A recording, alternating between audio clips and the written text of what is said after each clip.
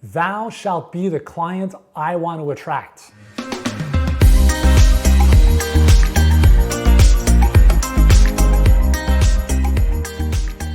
Yuri Elkaim here from Healthpreneur. This is the 10th commandment of a Healthpreneur coach. This one is my favorite one because just think of the congruency here. Thou shalt be the client I want to attract. What type of clients do you love working with?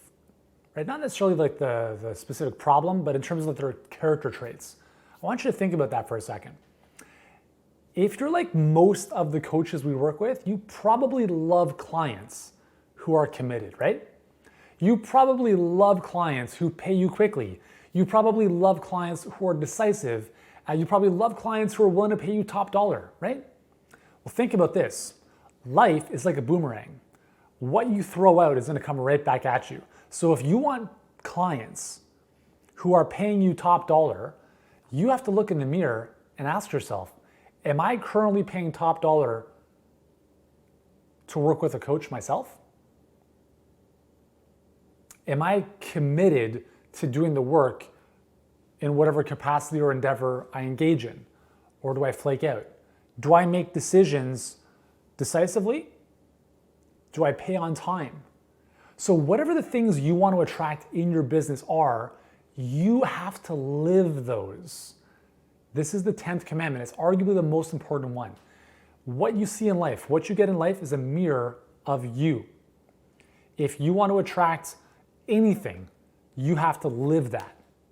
And the mistake I see so many people in our space make is this, is I would love to hire you or work with a coach to help me with this issue, but I just don't make enough money.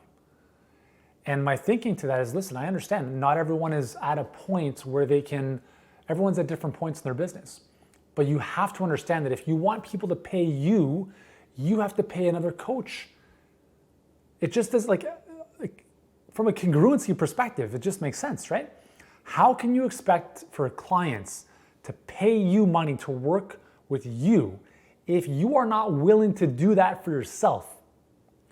Since 2006, I've had an online business. I built 2 companies to multiple 7 figures in the health and fitness space.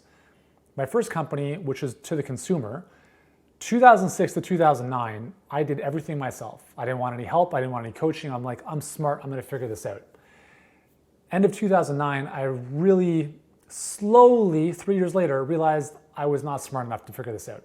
So at the beginning of 2010, I hired my first coach, $18,000, which I didn't have. $18,000 was more money than I had made online in the previous 2 years combined.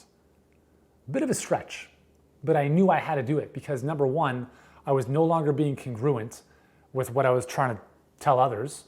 And number two, when you get a coach, as you know, I don't need to explain this to you, right? Like we're accelerating our results. We're learning from the mistakes. We're already following a path that has been paved for us. But the key thing is you need to invest in yourself. You can never, ever, ever lose by investing in yourself. If you're watching this and you're a naturopathic doctor or a chiropractor, you've probably spent hundreds of thousands of dollars on your education, right? That's probably a good investment. Regardless of how the business turns out, you've now developed life skills, tools that can help other people. Every single time, if you go to an event, if you hire a coach, no matter how good or bad that experience is, at some level you benefit. And it's up to you to really extract the positives out of that relationship or out of that experience. But the key is that there are so many people in our space who are living incongruently because they're expecting clients to work with them, but they themselves are not working with their own coach. And if you are working with your own coach, then I applaud you, great job. But the key thing here is that you have to become the client you want to attract. So think about who is the client that I want to work with? Who are the perfect clients I want to bring into my life and live that? Because when you do, you're going to, like a magnet, you're going to start attracting people, like the right clients into your life.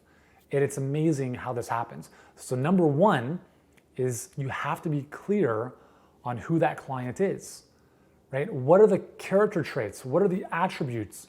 What are the things about that client that you love? And then second is ask yourself, how am I measuring up in each of those areas? And if there's a mismatch, there's going to be a little bit of an incongruency in terms of you attracting those clients into your business.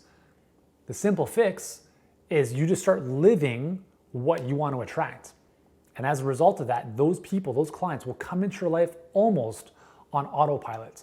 Because what happens is with that clarity, not only do you vibrationally, if you want to start getting metaphysical, align with that, but second is your messaging and your marketing becomes so much tighter to only attract those clients and repel everyone else.